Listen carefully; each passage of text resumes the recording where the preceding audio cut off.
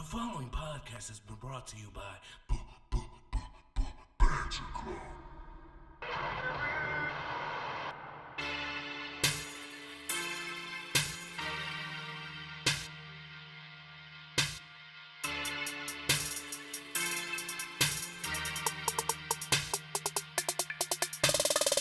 Oh, ladies and gentlemen, boys and girls, children of all ages, Ramble Mini Show proudly brings to you.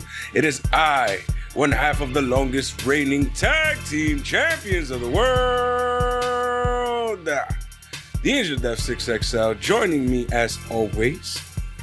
It will be I, the other half of the longest reigning Ramblemania tag team champions of all the times.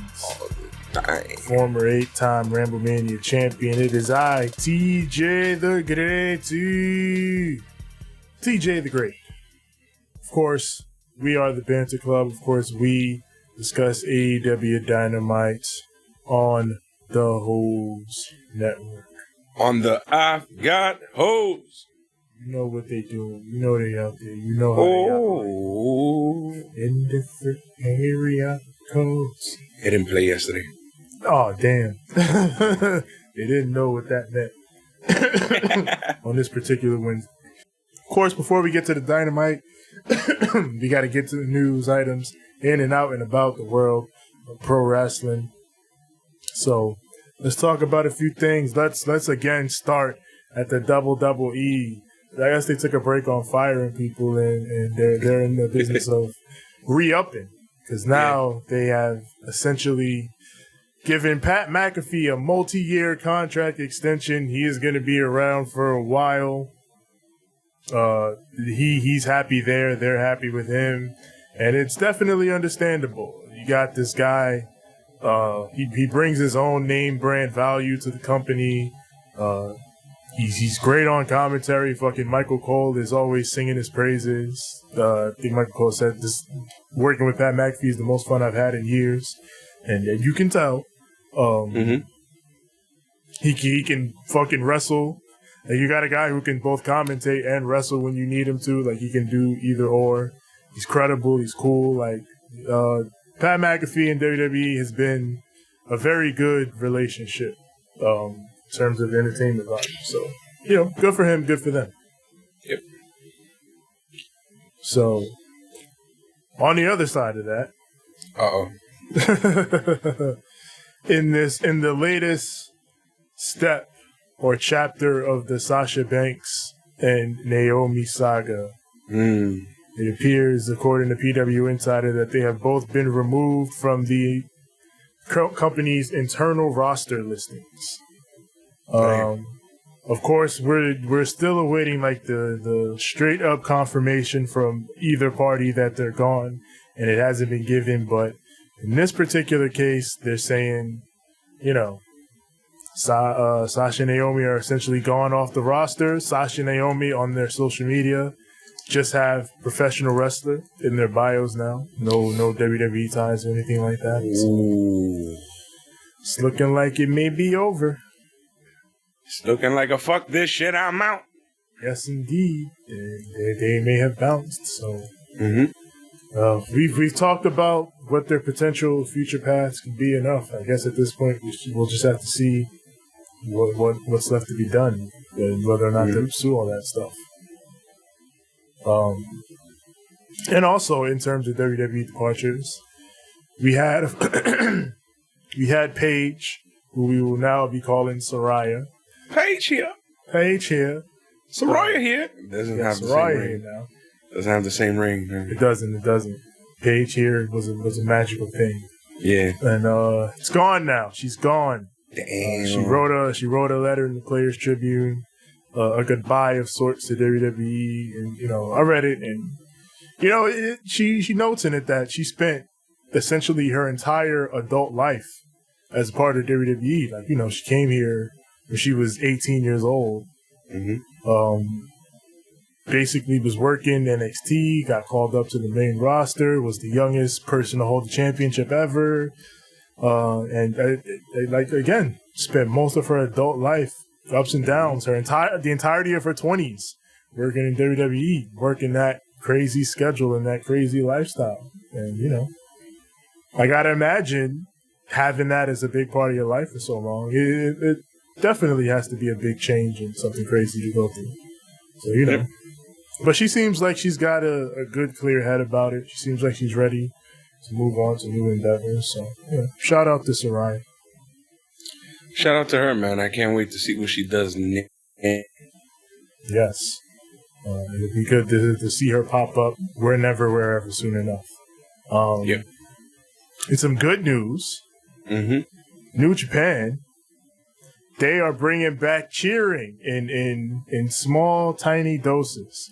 People who have been watching New Japan events will know, of course, that cheering is not allowed. You have to clap and, do stomps or whatever. A lot of people gasp and things like that, but no cheering. There's a limit on that, and it's been like that since the pandemic. But slowly but surely, we're lifting restrictions and getting back to normalcy. And it looks like New Japan is a crazy way to go about it. By the way, it is. But, don't open your mouth. Basically, stay here, but don't open your mouth. Keep your mouth closed. Don't yell. Pathogens and all that. But they're on September 5th and 6th events on their tour. They're going to have specialized cheering sections. So I guess parts of the building where people are going to be allowed to cheer. So I wonder how that's going to come off on... Hey, all you people over there with the vaccine, you going in this section or that section or this section or that section. Everyone else without a vaccine, keep your mouth shut. Maybe they'll do it like that. I don't know. I don't know what the vaccine requirements are like over there, but I mean, that's what it sounds like from there. Fuck you mean I can't cheer, nigga? You crazy? What the fuck did I come here for? I could cheer in my house if that's the case. True. But lots of people have been complaining, when are we going to lift these restrictions? Will Ospreay keeps tweeting the government like, hey, I want to can they cheer again? And it looks like we're taking a big step toward that. Mm-hmm. So now let's talk about the rating for AEW Dynamite. Yeah. It averaged 979,000 viewers, which is down about 4% from last week. Yeah. But still a solid number. And a 3.6 in 18 to 49 key demographic. And again, number one on cable. So third week in a row, they're number one on cable. The show is on a bit of a hot streak, a bit of a recovery streak. And, good. Going back to last week, like we talked about with the year-to-year trends, again, this looks like the year-to-year is up.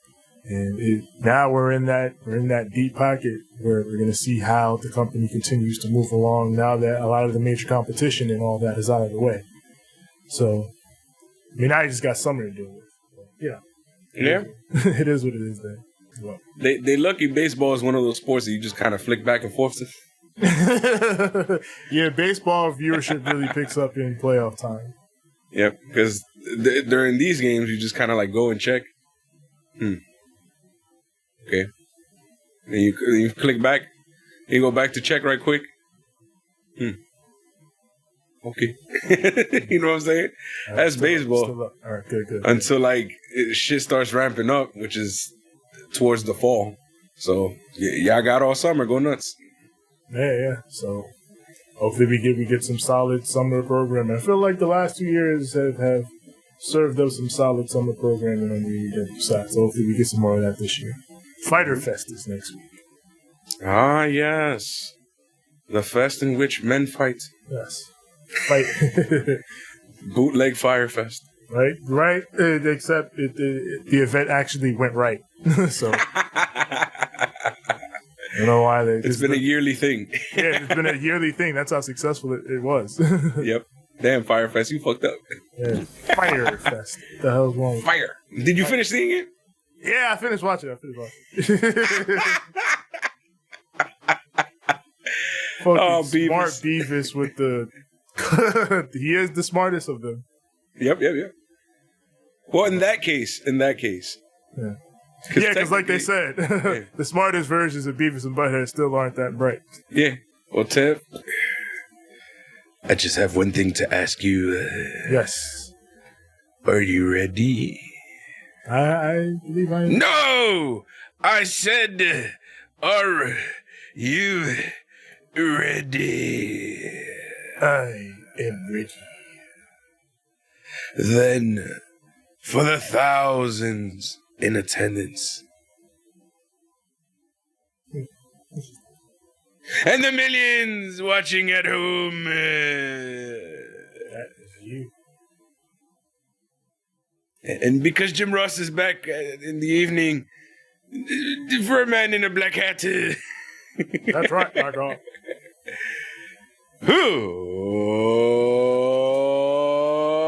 Let's get ready to banter. AEW Dynamite from Rochester, New York. Of course, home of the late, great Mr. Brody Lee. Yes, sir. We open this up with Mr. Brody Lee's championship on the line. The TNT Championship opening up the show. Scorpio Sky defends against Wardlow in a street fight. This is war. That it is. And Scorpio came out taking full advantage of the fact that this was a street fight. He came out with a whole fucking gang. Ethan Page, Dan Lambert, fucking, I think Paige Van Zandt was out there. A bunch of other dudes from Paige Van Zandt. American Top Team. So Scorpio jumps on him early on, but Wardlow shrugs it off. So then Scorpio just straight up blows him. He kicks him in the nuts.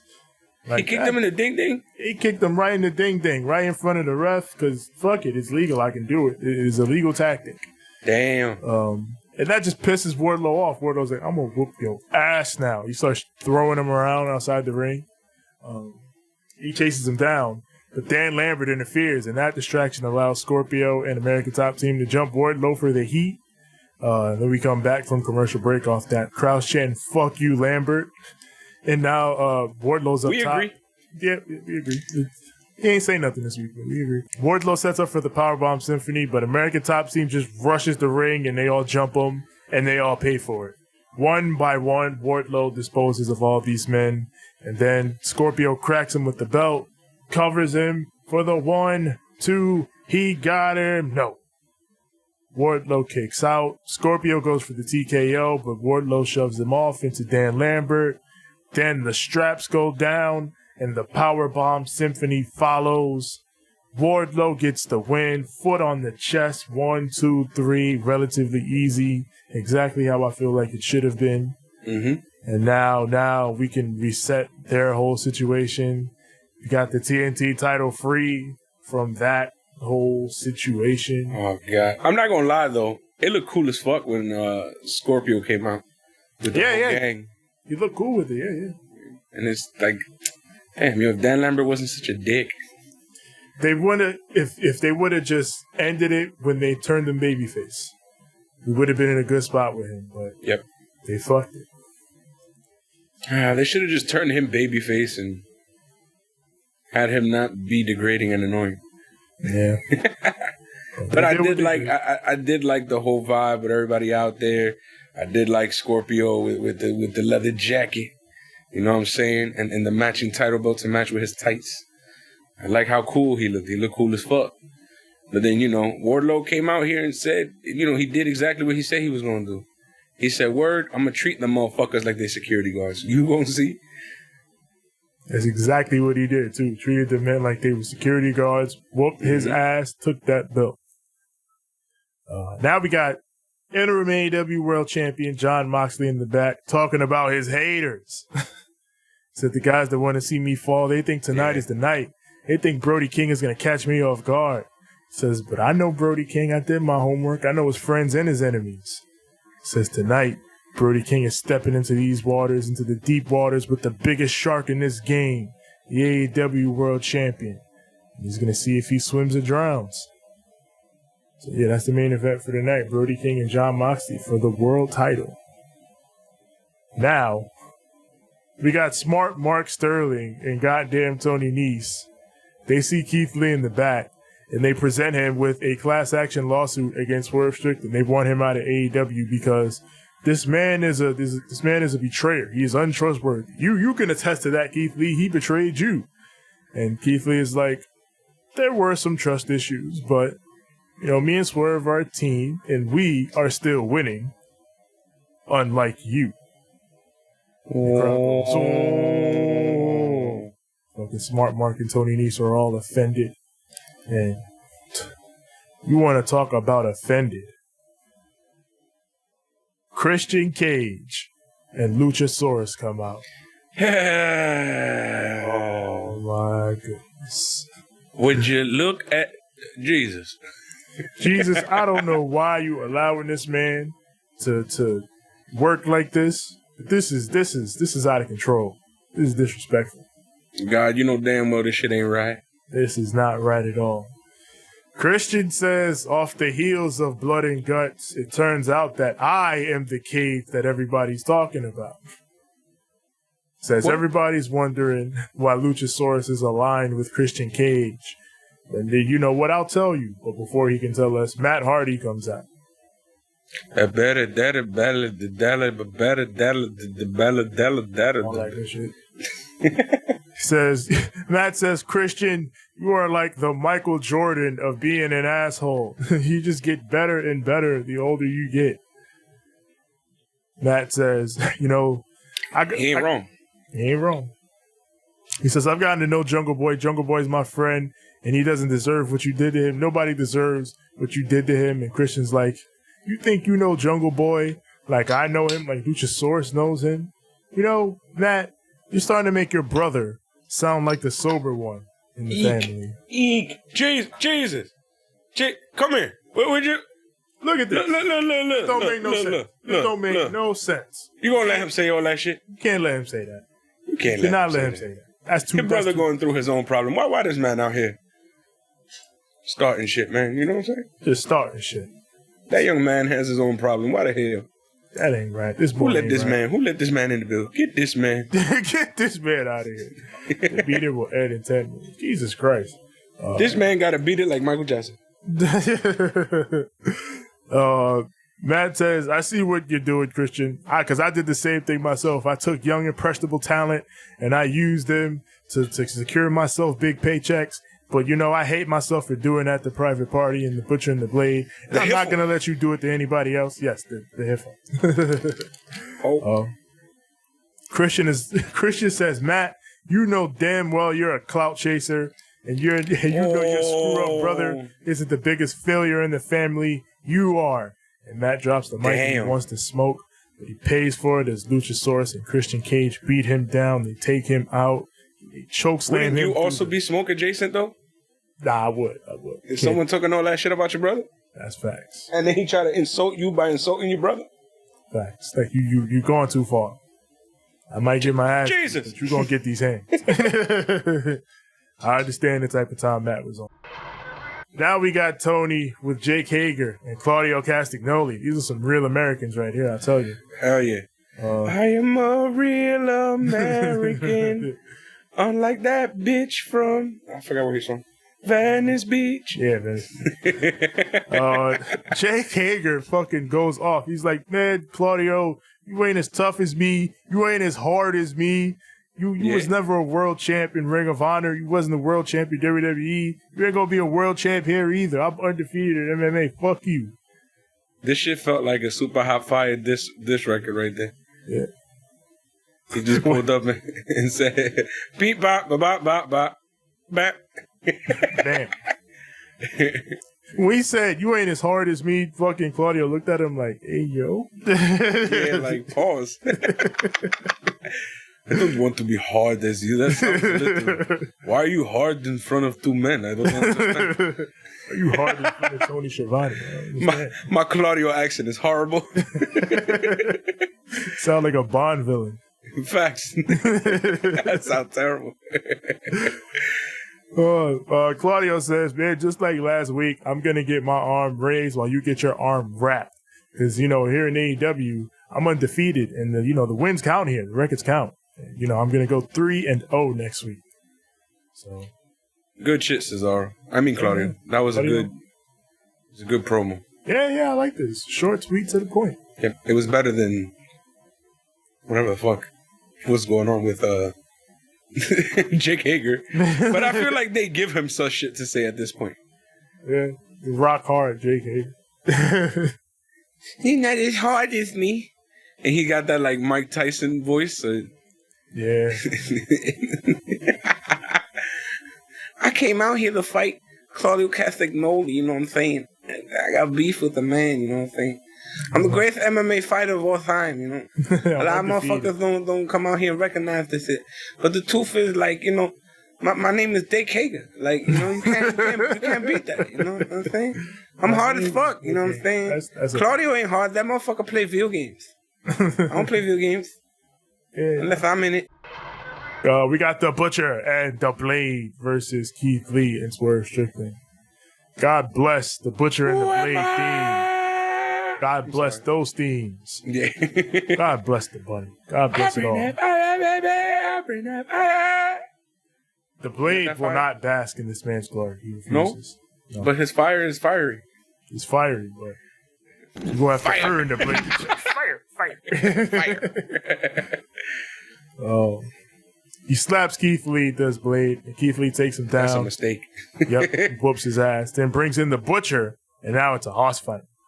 But Keith Lee wins out. Butcher gets pissed off and grabs the chair, but the Blade stops him. Like, hey, man, you got to stay ranked. You got to get that money, all right? And Butcher's like, you right. So he puts the chair down. They go to wrestle the proper way. Keith Lee and Swerve, they do this cool double team where Keith Lee gets the tag, then pulls in Swerve and Blade over to the corner. So he can break them up. Then they go outside. Bunny steps in to distract Swerve for the heat to the pip. We come back from the break. Butcher's got Swerve up top. Swerve bites his hand and bites his way out. Then follows with a back elbow. Gets the hot tag to Keith Lee. Keith Lee fucking beals Blade into Butcher. Just throws him right into the man. Then they set up Blade for the pounce, but he pulls Swerve in the way. B&B hit the big combo on Swerve. That gets a fucking 2.9. I thought they had it after this. Yeah. They caught me for a second here. But Keith Lee comes back in. They hit the combo. They get the win. Keith Lee and Swerve, they continue to win. And now Team Taz comes out post-match because they are tired of the disrespect. Wait, before that, when they almost lost, in my head I was like, shit, Smart Mark Sterling gonna come out here. Yeah, I thought we was going to see some shit like that since we kept seeing Smart Mark. I thought he was going to hit him with an under 3,000 and hit him with the reconsider. No, but they just won. And no, he kept his heart 3 stacks. Shout out to Outcast. Facts. But yeah, Hobbs and Starks come out. They're tired of the disrespect. Hobbs says, we are 2 grown men standing in front of you. You got 2 trick-ass bitches. Yo. These 2 went crazy. Hobbs and Starks went crazy. Hobbs is wild, bro. Fucking Starks said, he came out here yelling, bro. I was like, God damn. He's like, nah, enough of this. No. I was like, yo, why you yelling, bro? I never heard you yell my whole life. Why y'all so tight? Starks is like, man, we've proven every time you stood before us that there's levels to this. If you don't believe us, ask our old tag partner. He says, we are the best tag team. They're arguing about who's the best tag team, but all this best tag team talk brings out the Young Bucks, the tag team champions. Young Bucks. Bucks say, look at how great the tag team division's doing right now. It's heating up, and you got to remind everyone that, we're the ones who set the table here. We made the damn company. Right. Then the crowd starts chanting FTR. Immediately. And the moment they start talking about the best tag team, motherfuckers come out and go, FTR, FTR. You don't mention them at this point without mentioning them. That's a fact. And it's crazy because I look back at WWE and they were doing shit. And then people always said this is what they could be, and look at where they are. Goats. Nick looks around and he's like, we're better than them, guys. Come on now, you know that. And then the crowd boos, and then they challenge both teams to a 3-way match for Fyter Fest next week. And, I said it before, I'm going to say it again. I feel like Young Bucks FTR 3 has got to be the move for All Out. It's got to be. Like, they're 1-1. It's the perfect setup. Who is truly the best tag team? What I was thinking about this is they literally just took a match that kind of happened before and just got rid of Jungle Boy and Luchasaurus. Yeah. It's kind of fucked up. Yeah. But it makes sense to like, it pulls the whole thing back with Team Taz and Swerve and Keith Lee and the Bucks. And it creates this whole, you know, it makes a match that we've technically already seen. It adds a fresh element to it. So, yeah, it's good stuff. We got Malakai Black. Malakai Negro.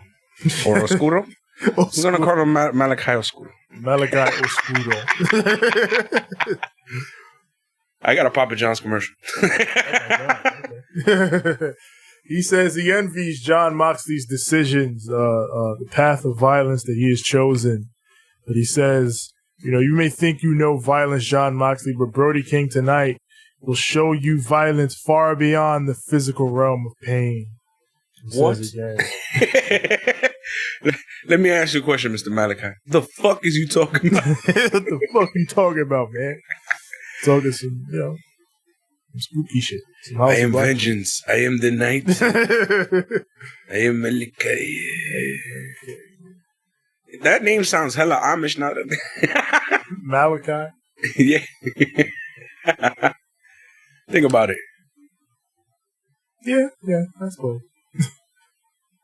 Malakai. I don't know. Malakai, Jedediah. Jedediah. Some weird shit. At first it sounded super black, but now it's starting to sound super duper Amish. I'm over here like, bruh, I'm expecting this man to pull up in a horse and carriage. Might at some point for like special entries or something crazy. With Mace.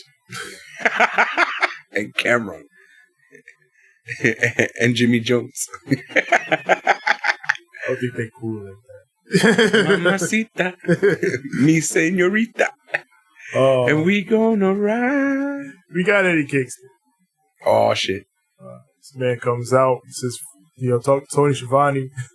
He says, first things first, I got to congratulate Wardlow.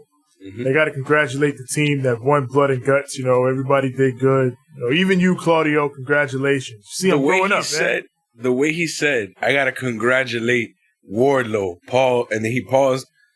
Let it sink in for a quick second. He was like, wow. This man got love for the War Dog. I didn't know that. That's cool. Yeah, I didn't know that either, but that's nice. Yeah. I was like, wow, I didn't put two and two together with those two. I didn't think they'd be cool. Yeah. But I guess everybody fuck with Wardlow. Wardlow, one of the homies like that. But Eddie says, Chris Jericho, you made me a liar. I promised I was going to make you tap. I promised you were going to taste your blood, and that didn't happen. But I got to make you taste your blood now. And then Jericho pops up on the Tron. He's in the back in the parking lot with that Jazz and Ruby Soho being attacked by Ty Conti. Ruby put her arm in the door, and she put it in the way. Yeah, like, who the fuck? Why didn't they just redo that? Yeah, I don't know. It was recorded, obviously. So it's like, hey, Ruby, I need you to do me a favor. Don't make it so hot box. Yeah. Try again. Just don't put your hand in the way. Like, kind of like stumble and then hook onto like the door and then slowly come off of well, not the door, the opening. And then kind of like slowly come off of the opening. And as you're coming off, boom, slam the door in your hand. Yeah. Hey, I get they don't do intergender, so like the guys can't touch her, because it was mad weird how the guys were all just fucking Daniel Garcia standing right to the left of them, just looking over like an NPC. Talking about, yeah. You hit her, yeah. So I get, the guys can't jump in, but I don't know, man. Yeah, they could have redid that. Yeah. Just re-record that one spot where her hand isn't just perfectly perched right at that spot. Because you're holding the door and you're like, no. Like, let go of the fucking opening. Like, just fucking let go. Yeah, I mean, I feel bad for you, Ruby, but this was an avoidable situation. Yeah, this is horrible. I don't know what to tell you. Fucking Ange is terrible. Because he does the little bull kicks as they walk off. He kicked the dirt on her. Yep, like everybody's like running away like little fucking dickheads.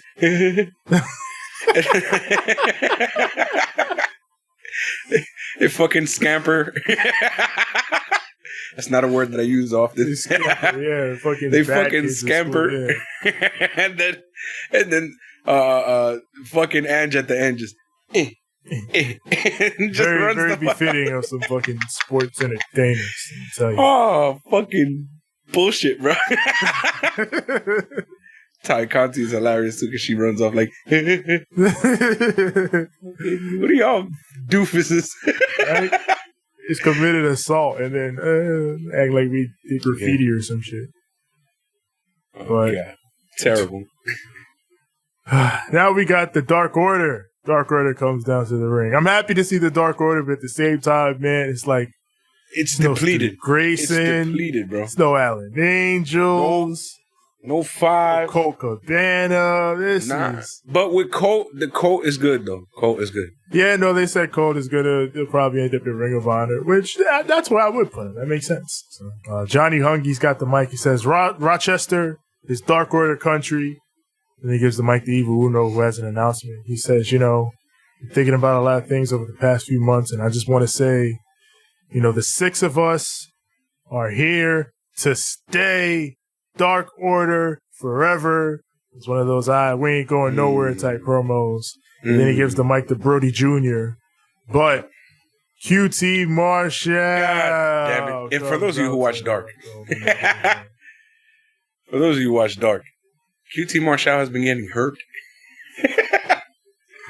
like a straight up bitch by Mr. Young Brody.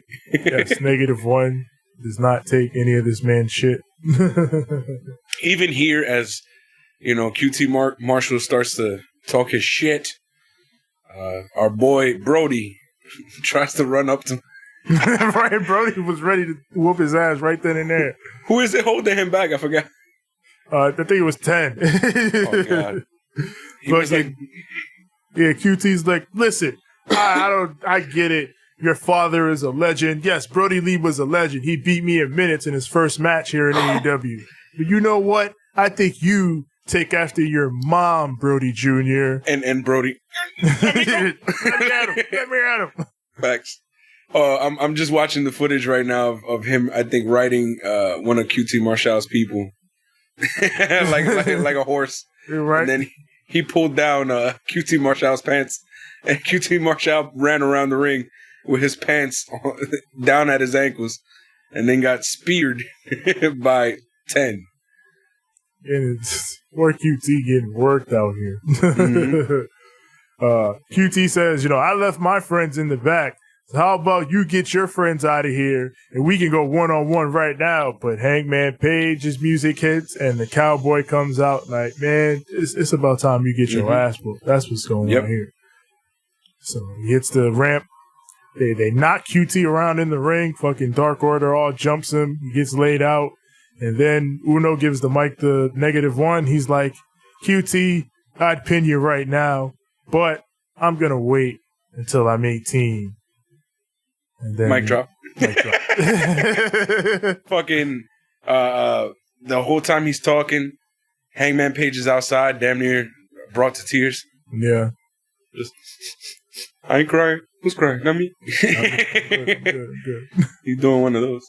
This was nice. This was, basically like they said, Rochester is Dark Order country, so always gonna give the Rochester people a good moment. With -1. Yeah, I just kind of feel bad that, it's a depleted version. Yeah, like it's still, I guess it's something I gotta get used to, not seeing fucking Stu and Angels, the whole gang. With Stu, Angels, they had a whole bunch of minions on the side. Yeah, they felt like a whole big ass unit. So, it's reduced now, so. Yeah. Gotta get used to it. Now we got Jim Ross coming out for the second hour of Dynamite. Once again, out of the heel tunnel, by God. You damn people. He's not turning heel. He's just, just closer to the dang it's close table. And he's close to it. Poor guy is he's a little older. He can walk all the way around. It's just always a funny visual just to see JR coming out of the heel tunnel. Yeah. And they added the go to his theme song now. Yeah. So it says, go, go, go, go, go, go, go. Like a proper fight song. Yeah. But you know, the crowd that doesn't even they cheer, but they're not doing the goes. It's like I hope they don't know on. about damn Oklahoma football. Yeah. But yeah, Jim Ross comes out. He looks a little like stiff, man. I don't know, man. I guess old age, man. Yeah, old age, I guess. Yeah. You know, but he's not stiff on that mic because he was talking his shit today. Yeah, he was ready to talk his shit. Oh my man! I guess that reduced schedule got him feeling good. You over here shitting on everybody. I was like, damn, Jim, chill. Relax. If you were heel, bro, you was getting eaten up by Jim Ross last night. So now we got Penta Oscuro versus Roosh. He came out even more Oscuro. Word, super evil. And even though Alex is normal again. Like, yo, Penta is evil as shit, and then Ray Phoenix comes out. He's the light. Yeah, with regular ass clothes. Yeah. Because he's the light. Yeah, he's the light. He's chilling. Penta's the dark, and he's the light. Yeah, so they balance out. And then Alex is somewhere in the gray area. Alex is in the gray area. Yeah, that's for sure in this match. Yeah, sometimes he's dark, sometimes he's light. Yeah. We got another fast start for a Penta match, which I dig. Him and Roosh just start going, as you know, commentators talk about their history together in Mexico. The White Bull! The White Bull. Roosh. Mm-hmm. They fight outside, and Jose interferes, but then Alex, he taps into the dark side. He's not having that shit. He just runs over and pops on Jose. He said, "You crazy? Brawling. Fucking crazy." That shit was mad funny. Alex and Jose. Word, they went crazy. Andrade and Phoenix don't even fight. They just look at them like, yo, what y'all doing? I'm mad that Jose's job title is the assistant. Jose the assistant. The help. Damn, son. He's literally just the help. Damn, yo, that's fucked up, B. Why y'all made this man legit the help? Like, yeah. He has to have a better name than that. Like, man. Or at least make it a little more kayfabe and be like, oh, no, he's the... What you call it? He's the assistant manager of the assistant manager. You know, some shit. You know, the regional. Andrade is the president of the AFO, the assistant manager to the president of the AFO, or the financial advisor. Some shit like that. I guess. Yeah. Nah, the assistant. The assistant, my man. You ain't shit. You just the helper, my man. Just the help. Damn, yo. So to help Jose and Alex, they brawl to the back. Mm-hmm. So again, Andrade and Phoenix is looking on like, yo, they wild. Well, then Roosh this whole time just starts trying to take off Penta's mask. Yep, whole time. Every chance he can get. I'm gonna fucking take his mask off real quick. They made me take my mask off. It's his turn. Yeah. I swear that's what it is. Luchadors who get their masks taken off, the entire time that they around is beef with anybody who has a mask. Or you still got your mask, fool. Take that shit the fuck off. I lost mine. You can't keep yours. Andrade was also a king of trying to rip off people's masks at a certain point. True. That's true. I'm telling you, man, every luchador who got his mask taken off just want to rip everybody else's mask off. Just fuck you.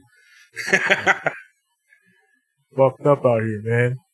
So they trade big strikes. They double down. They get up. Bruce hits a big missile drop kick for a near fall. He goes up top, hits the big senton for a 2 count. Then Penta comes back with the rolling cutter, hits the fear factor, but Andrade puts Roosh's foot on the rope. And with Bryce distracted, Roosh low blows Penta, takes his mask off, and rolls him up for the 1, 2, and 3. The funniest part is fucking, what do you call this guy? Fucking Ray Phoenix fucking running around. Like, hey, hey, look what you're doing. Yeah, when Andrade put his foot on the rope, Phoenix ran over like, hey, get the fuck, get him out of here. Get him out of here. And the ref is too busy. And poor old fucking Penta over here. Right in the fucking ding-ding. Right in the ding-ding, and his mask got taken off. Just a whole... But luckily, our boy Ray Phoenix, you know, he had a nice little lumberjack, and he threw it on him. Yeah. It was like, you ain't gonna do my brother like that. I got a fucking lumberjack, you stupid. He's too used to this at this point. Somebody always ripping a damn mask off. Yeah. Disrespectful out here. Disrespect. I mean, Penta's the one with the golden shovel, so I don't know. Be careful. Hey, watch yourself. Mm-hmm. Jay Lethal has got his shot at the TV title for Death Before Dishonor. So he, Sonjay Dutt, and Satnam Singh are all very happy. Once again, Satnam Singh points at this man and says, "New champ, right here." The way he does it, though, his voice is hella brolic. It is. New champ. I'm like, oh, damn, nigga. New champ, man. I'm over here like, yo, bro, chill, bro. It's not even that serious, bro. Sounds like a fucking movie villain. Hell yeah. I'm like, why your voice so loud and deep at the same time? New champ. He ain't even yelling. He's just talking. Or here's fucking. I'm sorry, your ears are gonna hurt when you editing the new champ. New champ. He was crazy with it. Now we got Smart Mark and Tony Nese. They approach the best friends. Yep. Again with their damn class action lawsuit. That clipboard, bro. Yeah, Orange Cassidy is like, I don't sign anything without my lawyer present. And his lawyer is Danhausen. Yep. So Smart Mark is like, well, Tony Nese is like, man, I'll make you sign this. And then Smart Mark is like, I see a money opportunity here. How about we have a match on Rampage where if Tony Nese beats you, you sign. But then Danhausen is like, how about this? We have a match on Rampage. If you beat him, he signs the contract. And then Smart Mark is like, yo, I just said that, yo. Keep going. So Orange is like, yeah, you know what? We can do that. And fucking the whole time, Danhausen is, he's yelling out fucking lawyerisms. Bruh, he's literally being the Amber Heard and Johnny Depp case. Objection, overruled, hearsay. Fucking Smart Mark is like, I'm the one that overrules things. Danhausen goes, hearsay. Okay, Danhausen, you don't know what the fuck you're talking about. I mean, neither did Amber Heard's lawyer, so. Now we got the Acclaimed and the Gun Club. This was weird. Versus Ruffin It and Fuego del Sol. Of course, Ruffin It is Bear Country and Leon Ruff. Former NXT North American champion. Yep. That shit is still... wow. So, the Acclaim come out. They're doing their thing. Max is about to spit. And then fucking Austin Gunn just runs by and grabs the mic. Mm-hmm. Big heat from the crowd. They're like, yo, what the fuck? They grabbed the mic, and then right away the entire crowd just... Wait a minute. We don't get to hear a song? Boo. But then the best one is Jim Ross on commentary. Yo, listen. I'm like... he always does that with fucking rats. Listen. But he actually said, yo. Hearing Jim Ross. An old Southern man. An old white Southern man. Listen. Country as country can be. Talking about, yo, or listen. all for Max to not get to rap tonight. Oh, God. No, but he kept going the whole match. Yeah, he kept. As soon as Max got tagged in, yo, listen. Listen. I'm telling you, he was giving the heel shit, yeah. Shit, maybe he realized this is the last time the Acclaimed are going to be heels, because, spoiler alert, I don't think they are anymore. Yo, they're going to... Yo, I think they put a little bit of vodka in Jim's coffee. They might have. Yo! Listen.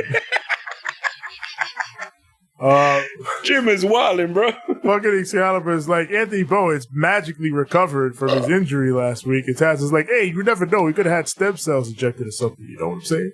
God. I'm over here just waiting for Jim Ross at this point to say Dipset. Dipset. Fuck Jim Jones. It's all about Jim Ross. Yeah, we need a replacement. When is repping time? When is repping time? Oh, God. The Acclaimed hit the mic drop. Yes. Austin blind tags in, picks up the pin. Mm-hmm. Then they're arguing again in the post-match. And then this time, the Gun Club straight up attacks the Acclaimed. Mm-hmm. And Billy once again comes in, breaks it up. Like, hey! Calm down, man. And then Max Caster turns around. And then Billy lays him out with the clothesline. You heard that right, Billy. Billy Gunn. Daddy ass. And poor Bowens, he gets up, he's like, no, daddy ass. He gets up and he's like, what about the scissors? Scissor me? Please scissor me, scissor me. Come on, just scissor me, daddy ass. And he goes like he's about to scissor him, and then, nope, I'm gonna drop your ass, boom. Famouser. Takes him down with the Famouser. No. Oh, man. I'm so used to watching new school WWE at this point that fucking, I saw the Famouser, I was like, isn't that name Dolph Ziggler? Oh, yeah. Hey, that guy's using Dolph Ziggler's move. Wait a minute.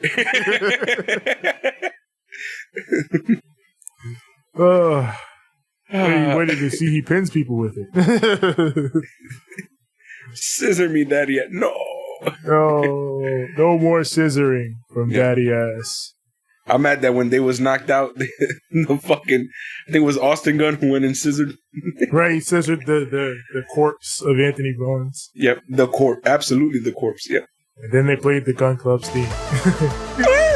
I fucking hate it. I'm gonna miss them having fucking that doom, boom, boom. That's a dorky ass song too, but at least it's hip hop. At least you can say ass boys to it. Well, you know, when the Acclaim come back from this, fucking Max is gonna have like 50 straight bars of ass boys. Yep. He's gonna ass boys them to death now. Yep. Yeah, I think they Acclaim their baby faces. You think Bowens is gonna be like? Do you think Bowens is gonna be like? And I never really wanted to scissor with daddy ass. Yeah, they're gonna say some crazy shit like that.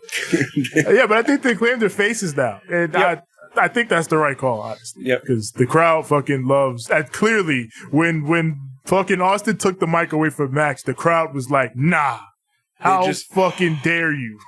Ooh, the fact that you can hear an entire crowd gasp. Facts. Like, that shit was insane. And then immediate boos. Jesus Christ. We got Miro speaking of Malakai Black. This promo. This man says, Malakai Black, you collect the weak. I dispose of them. This man says, I who rattled the gates of heaven will storm the gates of hell. And I will come for you, Malakai. This motherfucker started beef with God. Now he's starting beef with Lucifer. What is up with this guy, bro? This man is on biblical type of time right now. Jesus. All my ops are biblical. That's how Miro's operating right now. All my ops are biblical. If he himself is a god, then his opponents need to be of the same level. Facts. Miro, the God Butcher, the new Thor villain. Fighting the god of the underworld and fighting the god of the heavens. Right, he's trying to fight them at the same time. At the same time. My man said, yo, I've been rattling the gates of heaven.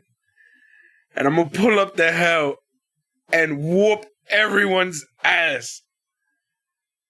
You got Satan, Lucifer, Hades. Whoever the fuck you got down there. Raj Al Ghul. Dark Side. Every motherfucker down there. I'm gonna whoop your ass. Man's not playing. Nyla Rose and Marina Shafir versus ThunderStorm. Thunder Rosa and Toni Storm. You see what happens when she comes out to Nyla Rose's theme song? Yeah, they came out to Nyla's theme. They had umbrellas. They cheer. ThunderStorm. Get it? Yeah, and then Taz even mentioned it on commentary. Yeah, Taz was like, there was a whole gimmick that they went back and forth with where Jim Ross is over here talking about, well, I'm from Oklahoma, I don't leave my house without an umbrella.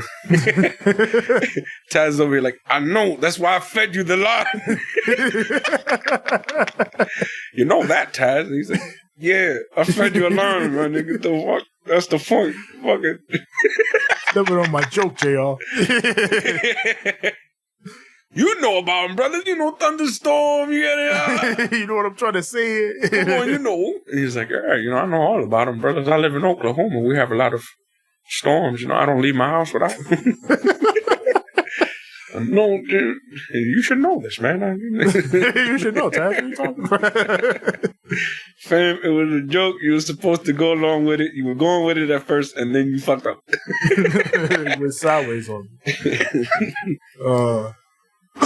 But yeah, Marina and Thunder Rosa, they're grappling early. The heels get the heat. Fucking Nyla whacked Tony with the umbrella while the ref's back was turned, which is proof that they were correct to bring them out. Yep. Under my umbrella. Ella. So I realized that like 95% of that whole chorus is just fucking sound effects. Basically. And it was a mega hit record, one of the biggest songs of that year. Crazy how that works. Jay-Z barely spit on that. They barely did anything. No clouds in my snow. Yeah, Rosa gets the high higher than weather. Fly higher than weather. G5s is better. Yeah, some shit about a plane. But Thunder Rosa gets the hot tag. She hits Nyla with the running drop kicks. Marina cuts her off with a very cool counter with the legs. But then Tony runs in, dumps her on her head with the German suplex, then murders her with the hip attack. And then they hit a combo Fire Thunder driver, and they get the win. Yes, sir. Yes, sir. Let me tell you something, Tony Storm. Tony Storm, baby girl. I love you, baby girl. But stop slapping your ass. I have a hard enough time not going to horny jail watching you wrestle. Don't make it hard on you, boy. That's it, man. She out here selling that OF. So I'm over here feeling like next. I'm over here singing Too Close and shit. We got Daniel Garcia, who came to talk spicy to Wheeler Yuta. He's like, "Yo, pup, no fear in my heart, my man, and I want a shot at that pure title." So, you could call me a wrestler or a sports entertainer, but after this, you're gonna have to call me the best. He's so matter of fact. He is. Like the way he talks. He is. And it's annoying, bro. You know what? Like, I'm better than you, and like, I don't know if you knew. I'm not afraid of you, really, Yuta. I'm gonna kick your ass, all right? I'm gonna beat you up. Like, don't even think, because you're not tough, bro. You're not. I'm tough, We ain't talking all this tough. You ain't tough. Yeah, Daniel Garcia.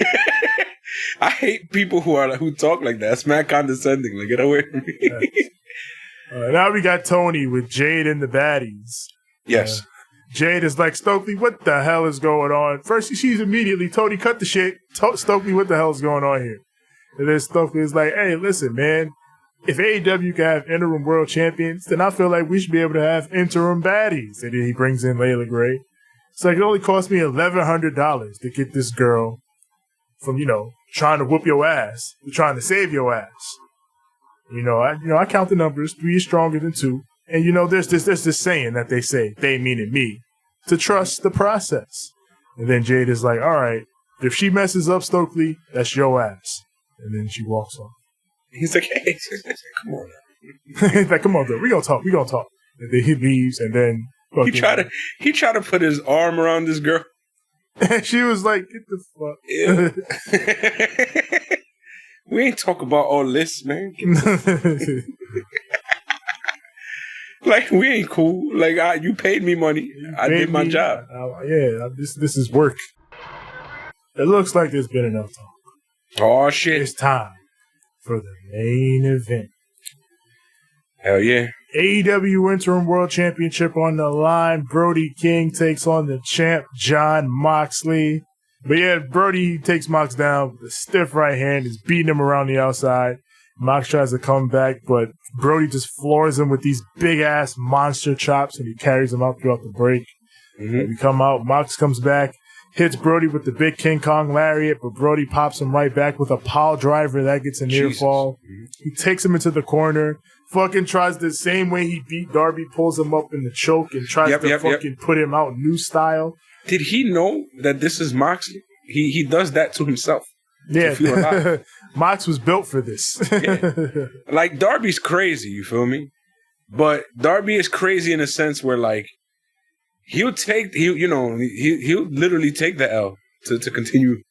But Mox is one of those guys where he He can take pain. Like, this motherfucker, hit this man with anything. He'll get back up eventually. Yeah, he's got that experience and takes his threshold far beyond.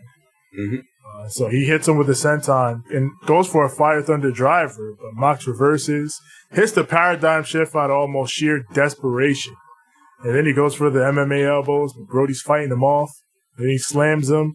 But then Mox just pops right back up, locks him in the choke, is able to center himself, and then gets the Bulldog choke fully locked in. And Brody King fights, and he passes out. And the tradition of John Moxley choking out big, mean bastards continues. Yep. I mean, we should know this from his first run. Like, he is the fightingest world champion that AEW has ever had. Yes. There's not one single motherfucker in that roster who's been champ who's been as good as Mox when it comes to being a champ. That motherfucker don't take L's, and he'll fight you the next week. Like, he's not, you know what I'm saying? He's not talking no shit unless he has to. And once you bring somebody in his way, he's gonna fucking destroy them. You feel me? It takes somebody who's really, really trying to fuck him over in order for him to lose. And I like how they did this whole thing. Like, you know, they're just setting up and reestablishing Mox as the world champion again in this, interim time period or whatever. But they did a real quick, good job of elevating Brody King here, showing what he could do on a main event level, having him in there with John Moxley and doing a big guy brawl like that. It put him over. Yeah. Of course, they had to have a Brody in there for the main event. Of course. And this match reminded me a lot of the match that John Moxley had with Brody V when he was AEW World Champion before. And the good thing about him is the fact that he's got that same build, that same monstrous kind of like vibe to him, where it's like, yeah, this man has a mind, a calculating mind, but he's also this big beastly motherfucker, and he throws haymakers and he throws lariats like the best of them, and he would try his best, but his best is not good enough for Mox, who don't feel shit. And if he do feel it, he'll ignore it as long as he fucking can. That man is a maniac. I kind of find it weird that it ended like this, though. Yeah, I mean, it felt like this was a bit of a cool down show. We had Forbidden Door and Blood and Guts. We had all this crazy shit back to back. So I feel like they sort of slowed it down this week. Usually the ending of these shows go like, oh my God, blah, blah, blah, blah, there's a battle, blah, blah, everybody's going crazy, blah, blah, blah. Oh, we'll see you next week, folks. And this was just a main event match, and by God, he won. We'll see you next week, everybody. Bye. Bye. I've been Tony Schiavone. I've been Dez. And I've been good old Jim Ross. Saying good fight. And we're not. They stole our gimmick. They did. But I mean, that's Dynamite. Yep. Yeah, 240 left? Yeah, we can knock it on 240. That's Dynamite. Like I said, a lighter show after basically two pay-per-view level shows back to back. So I can understand them taking a step back and doing a bit more light work and building up talent and all that. Yeah, I enjoyed it. It was an enjoyable, simple Dynamite. It ended simple. With all that being said, Teach, let these people know, where in the world do you find the Banter Club? Yeah, you already know where to find us. Find us on Instagram at Ramblemania Show and at Banter Club Podcast. Find us on Twitter at Ramblemania, Facebook.com/Ramblemania Show. Also find our group there, Ramblemania Show's Banter Club, with we and the other wrestlers, podcasters, everybody we associate with. Post all our goings on and all that's going down. As far as the audio goes, wherever audio is found, that's Apple Podcasts, Google Podcasts, Spotify, Stitcher, Anchor, TuneIn, and everywhere podcasts are found. Search Ramblemania Show or Banter Club. As far as visuals, we're on Spotify video, twitch.tv/Ramblemania Show. We're on YouTube, search Ramblemania Show or Banter Club. When you get here, like the videos, click subscribe and click the bell, so that when the new content drops, it goes straight to you. That's for me personally. Find me on Instagram at TJ the Great 1. That's TJ the GR, the number 8, the number 1. And find me on Twitter at TJ the Great. That's TJ the GR, the number 8. It's as simple as that. TJ the Great. Yeah, Jesus, I got burps. You can find me on Instagram at the number 6, the letter X, the letter L, that is at 6XL. You can find me on Twitter at SIIXX, ain't I great, that is at SIIXX, you're all ready. And you can find us on TikToks where we post funny clips of all the things that we do here for all of year. Yeah. We're going to leave our Banter Club loyalists, also known as our BT aliens, a little something that we like to call a too sweet. Too sweet. And a good fight. And good night. Black, black, black, black, black, black, black, black, black, black, black, black, black, black, black, black, black, Brody King, Brody Lee.